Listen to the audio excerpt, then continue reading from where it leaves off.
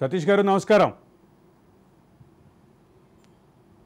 సతీష్ గారు అందరికి కూడా మీకు రాజ్ న్యూస్ వారి అందరికి కూడా హృదయపూర్వక సాయంకాల నమస్కారాలు తెలియజేస్తూ, ఏదైతే మీరు తెలంగాణ రాష్ట్రం ఏర్పడిన తర్వాత ఆ రోజు ఉద్యమంలో ముందున్నటువంటి విద్యార్థులను మొన్నటి వరకు అధికారంలో ఉన్నటువంటి ఆనాటి టిఆర్ఎస్ నేటి బిఆర్ఎస్ పార్టీ ఏ విధంగా SC ST BC EBC minority విద్యార్థులను విద్యకు ఏ విధంగా దూరం చేసిందనేది ప్రత్యక్షంగా మిత్రులు అక్కడ సంబోధించడం జరుగుతూ ఉంది.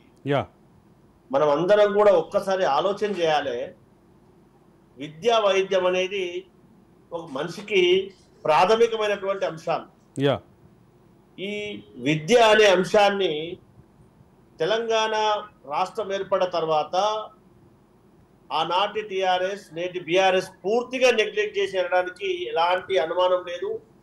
ఎవరు కూడా సంశయపడాల్సినటువంటి అవసరం అంతకన్నా లేదు. ఎందుకు అనంటే రాష్ట్రంలో ఉన్నటువంటి గ్రామీణ ప్రాంతాలలో, అర్బన్ ప్రాంతాలలో నాణ్యమైన విద్యను అందించడానికి నిరుద్యోగ పట్టభద్రులు ఏర్పాటు చేసుకున్నటువంటి విద్యా సంస్థల్లో చదువుకుంటున్నటువంటి విద్యార్థులకు అందించవలసినటువంటి మెచ్చార్జీలు కానీ, ట్యూషన్ ఫీజులు కానీ గత 2.5 సంవత్సరాల నుంచి వారికి అందించవలసినటువంటి డబ్బులు అందియకుండా లాస్ట్ ఇయర్ వరకు అంటే 23-24 సంవత్సరానికి కాకుండా 5,350 కోట్ల రూపాయలు గత ప్రభుత్వం బకాయిలకు పెట్టింది. ఈ పాస్ లో అఫీషియల్ గా SC ST BC minority EBC అర్హులైనటువంటి విద్యార్థులు ప్రతి సంవత్సరం సుమారుగా 12,50,000 మంది విద్యార్థులు ప్రతి సంవత్సరం ఈ స్కాలర్షిప్ అప్లై చేసుకున్నటువంటి విద్యార్థులు, అందులో ఆర్టీఎఫ్ ఉంటుంది, ఎంటీఎఫ్ ఉంటుంది, అన్ని కోర్సులకు సంబంధించినటువంటి విద్యార్థులు.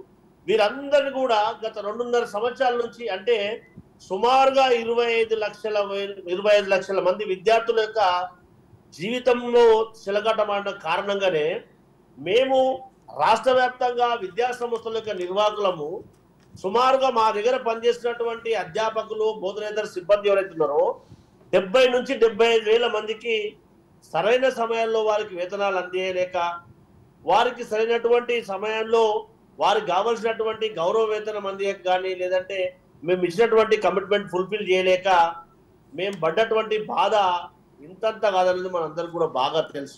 ఎందుకంటే సతీష్ గారు నిత్యం నిర్వహణ ఖర్చులు ఉంటాయి, నెలవారీ వేతనాలు ఉంటాయి, అదే సందర్భంలో మిగతా అడ్మినిస్ట్రేటివ్ ఛార్జెస్ ఉంటాయి.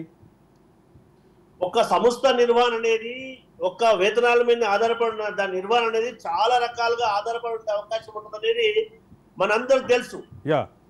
సో అలాంటిది 2.5 సంవత్సరాల నుంచి ఎట్లా అయిపోయిందంటే అమ్మ అన్నం పెట్టదు అడుక్కోనియదు అనే స్థితికి తీసుకొచ్చింది తెలంగాణ రాష్ట్రంలో విద్యా వ్యవస్థను. అంటే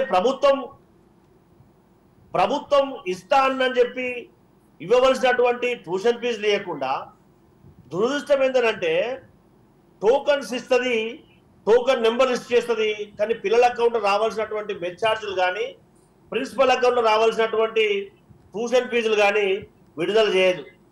దురదృష్టం ఏంటంటే చాలా విచారకరం. ఇందాక మిత్రులు చెప్తా ఉన్నారు, విద్యార్థి నాయకుడు ఒక ఎంబీఏ స్టూడెంట్ ఫీజు కట్టలేక తన యొక్క జీవితాన్ని అంకితం నాశనం చేసుకున్నటువంటి పరిస్థితి మనం ప్రత్యక్షంగా చూసినామని చెప్పి, అంటే దానికి ప్రభుత్వమే బాధ్యత వహించాలి కదా. మరి మా దగ్గర పనిచేసినటువంటి అధ్యాపకులకు కానీ, మా సంస్థ యొక్క నిర్వహణ కానీ ప్రతి సంవత్సరం మేము లక్షల్లో అనుబంధ గుర్తింపు ఫీజు కడితేనే మాకు అనుబంధ గుర్తింపు ఇస్తా ఉన్నారు. మేము చెల్లించకపోతే ఆ బోర్డ్ ఆఫ్ ఇంటర్మీడియట్ కానీ, యూనివర్సిటీలు కానీ నడిచే పరిస్థితి లేదు. ఇది వాస్తవం, ఎవరు అవునన్నా కాదన్నా.